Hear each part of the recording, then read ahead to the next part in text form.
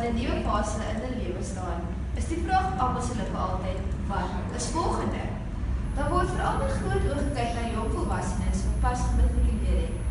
Daar word 'n verwagting weens konvensionele wyse geskep dat universiteit jong volwassenes se eerste keuse behoort te wees as hulle besluit neem oor wat op volgende te doen.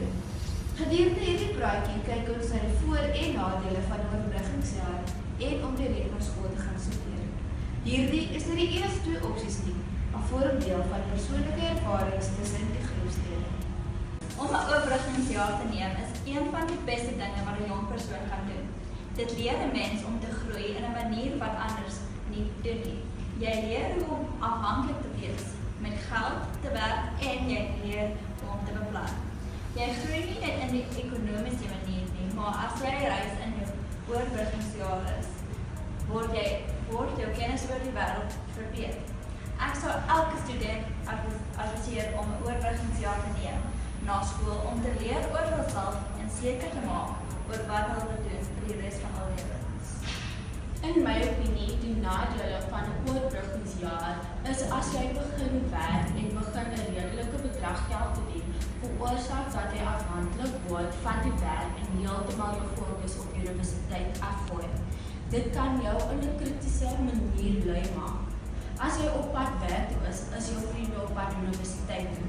In alle sake kan stremming op jou vriendskap sit, want hulle het 'n baie verskillende lewe en julle kan of kan nie altyd vir mekaar sien nie en dit kan 'n beïnvloed op jou hê.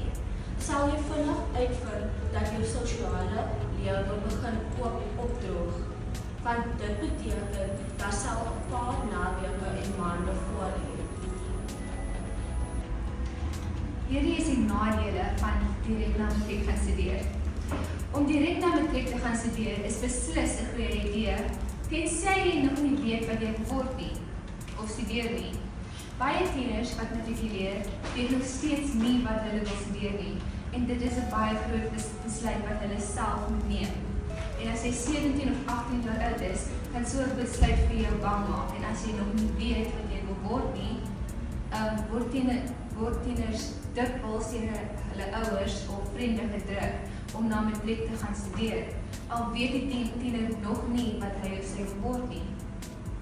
As tieners alhoewel weet wat hulle gaan studeer en hulle weet dat hulle kursus byvoorbeeld 9 jare lank is, wil studente 'n oorbruggingsjaar vat en vir 'n jaar eers die wêreld reis en toer en 'n kans kry om die res van die wêreld te sien voor hulle weer vir 9 jaar moet studeer. Want as hulle dan klaar studeer het, is hulle amper 30 en soms mis hulle dan hulle kans om die wêreld te toer. Die voordele van universiteit na skool is dat 'n mens kan hulle graad so gou moontlik kry. Dit beteken dat 'n mens kan vinniger klaar maak en 'n mens kan vinniger begin om geld te verdien. Dit maak 'n mens meer selfstandig en hulle hoef nie afhanklik van hulle ouers te wees nie. Dit maak dit makliker en vinniger om jou studentelening terug te betaal. Daar is 1 of 2 grade soos medies wat baie jare vat om klaar te maak. En in hierdie manier is dit beter om dit vinniger klaar te maak. As jou graad jou passie is en as 'n mens 'n groot determinasie het om hierdie ding vir die res van hulle lewe te doen, is dit beter om so gou moontlik dit klaar te maak, sodat hulle kan doen waarvoor hulle lief is. Maar daar is net een klein groepie studente wat hierdie liefde en passie het om dit vir die res van hulle lewe te doen.